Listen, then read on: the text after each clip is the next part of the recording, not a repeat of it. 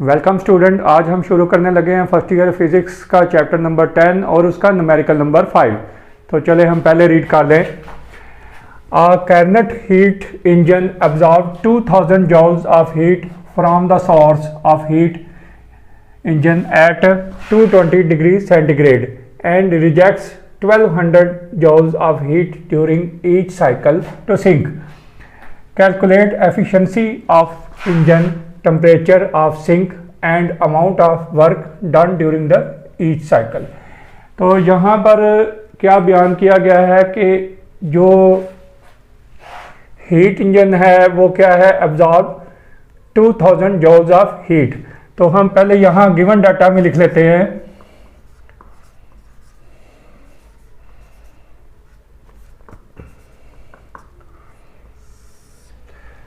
कि जो heat absorb from heat source है वो कितनी है।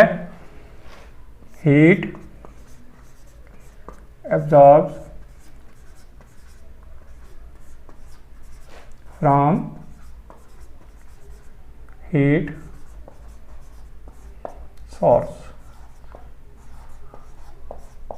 उसको हम Q1 से रिप्रेजेंट करेंगे और वो है 2000 जॉल्स। दूसरा क्या है कि from heat of source of heat engine at 220 degree centigrade. तो टेम्परेचर जो है हाई टेम्परेचर उसका कितना है, 227 डिग्री सेंटीग्रेड। हम यहाँ पर लिख लेते हैं हाई टेम्परेचर।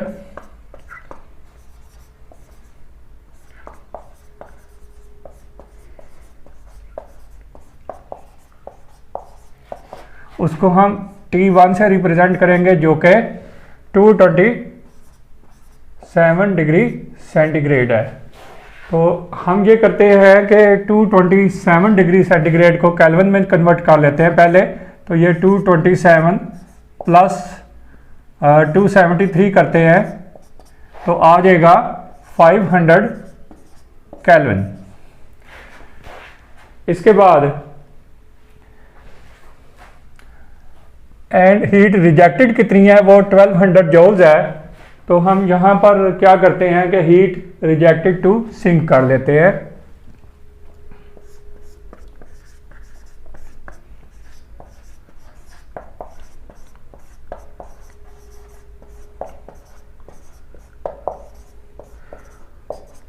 तो जिस तरह ये Q1 है और ये Q2 से इसको रिप्रेजेंट करेंगे और वो कितनी है, वो आ रही है 1200 जॉल्स। तो यहाँ हम लिख लेंगे 1200 जॉल्स। अब फाइंड हमने क्या करना है, calculate the efficiency of the engine. तो हम यहाँ पहले लिख लेते हैं टू फाइंड।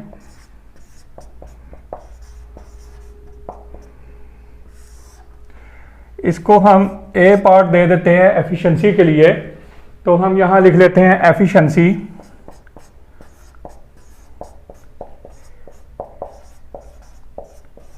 और इसको आपको मालूम होगा कि इसको एटा से शो करते हैं जो कि हमने फाइंड आउट करनी है। एफिशिएंसी के बाद calculate the efficiency of engine और दूसरा क्या कह रहे हैं, टेम्परेचर जो है वो भी फाइंड आउट करना है। तो टेम्परेचर ऑफ सिंक जो है वो फाइंड आउट करना है। तो उसको हम बी पार्ट के तौर पे ले लेते हैं, टेम्परेचर ऑफ सिंक।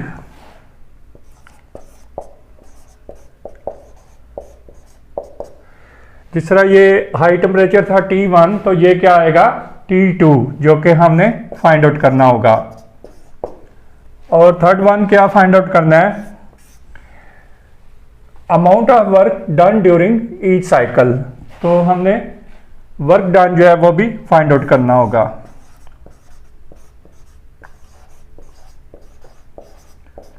जो कि डेल्टा W है। ये तीन जो है वो हमने A, B और C पार्ट जो है वो फाइंड करना है। तो चले हम ऐसा करते हैं कि अब कैलकुलेशन जो है वो स्टार्ट कर लेते हैं यहाँ से।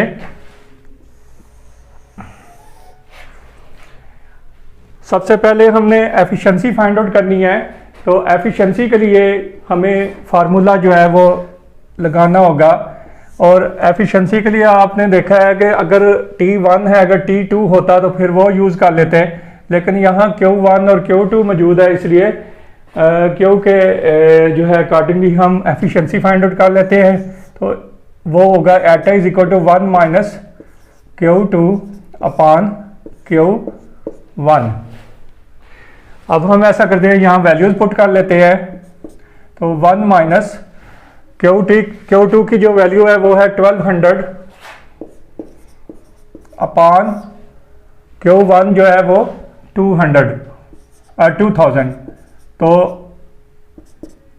हम ये कर लेते हैं कि इसका एलसीएम ले लेते हैं। 2000 इधर लिख के, तो 2000 माइनस 1200 लिखते हैं, तो ये आ जाएगा 800 ओवर 2000। और जब 800 को 2000 से डिवाइड करेंगे तो हमारे पास जो वैल्यू आएगी वो आएगी 0.4। तो लो जी, हमने क्या किया, एफिशिएंसी फाइंड आउट कर ली, लेकिन एफिशिएंसी जो है वो परसेंटेज में जो है हमने फाइंड आउट करनी है। तो हम यहाँ लिख लेते हैं एफिशिएंसी परसेंटेज। तो वो क्या आएगी, हम लिखते हैं 0.4 मल्टीप्लाई बाई 100%। तो 0.4 को जब 100 से मल्टीप्लाई करेंगे तो वो आ जाएगा 40। तो ये 40% जो है वो परसेंटेज एफिशिएंसी जो है वो हमने फाइंड आउट कर ली। तो इस तरह से हमारा पार्ट ए जो है वो कंप्लीट हो जाता है। तो अब हम शुरू करते हैं पार्ट बी। तो यहाँ से मैं पहले इरेज कर लेता हूँ, और ये जो पार्ट ए है इसका आ गया है 40% एफिशिएंसी की वैल्यू, वो मैं यहाँ लिख लेता हूँ, और बाकी मैं इरेज कर लेता हूँ।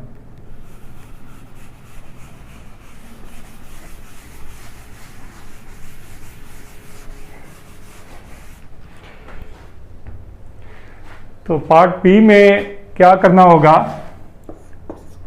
पार्ट बी में हमने फाइंड आउट करना है temperature of the sink T2।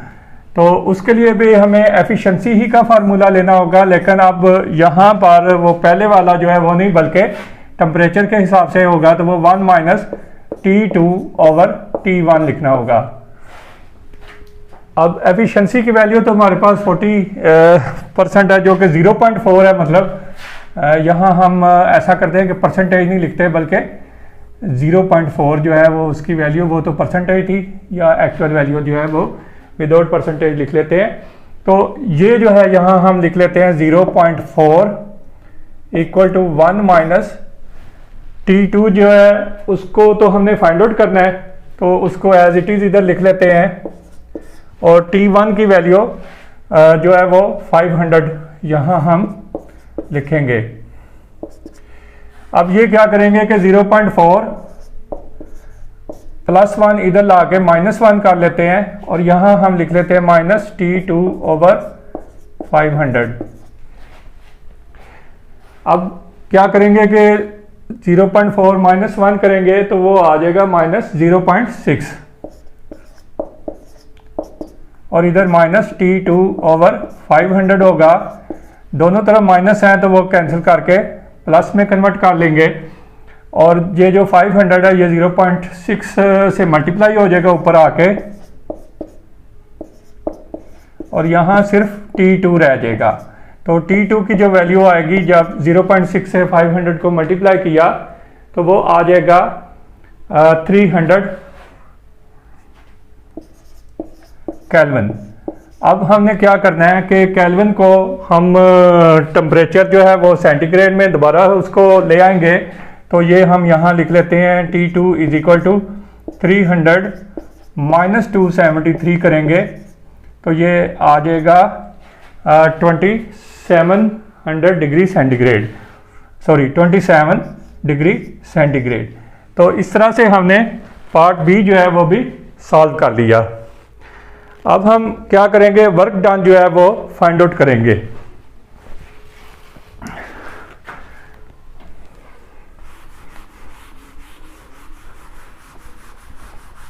तो यहाँ T2 जो है वो हमने फाइंड आउट कर दिया 27 डिग्री सेंटीग्रेड। वर्क डन में ए और बी का तो कोई यूज़ नहीं होगा पार्ट का, लेकिन वैसे जो है हम इधर लिख देते हैं और अब सी पार्ट जो है वो स्टार्ट करते हैं, जिसमें डेल्टा डब्ल्यू की वैल्यू जो है वो फाइंड आउट करनी है। तो डेल्टा डब्ल्यू जो है वो किसके इक्वल होता है, वो होता है Q1 माइनस Q2 के। हमारे पास Q1 की भी वैल्यू गिवन है, Q2 की भी वैल्यू गिवन है, तो हम यहाँ पुट कर लेते हैं। Q1 की 2000 माइनस Q1 की 1200। जब हम माइनस करेंगे तो हमारे पास आंसर आएगा 800 जॉल्स। तो ये भी काफ़ी इजी सा वर्क था जो पार्ट सी में हमने किया। तो इस तरह से हमने ए, बी और सी जो है वो तीनों पार्ट जो है वो सॉल्व कर लिए। तो उम्मीद है कि आपको इस सॉल्यूशन की अच्छी तरह से समझ आ गई होगी। तो इजाज़त चाहता हूँ, अल्लाह हाफिज़।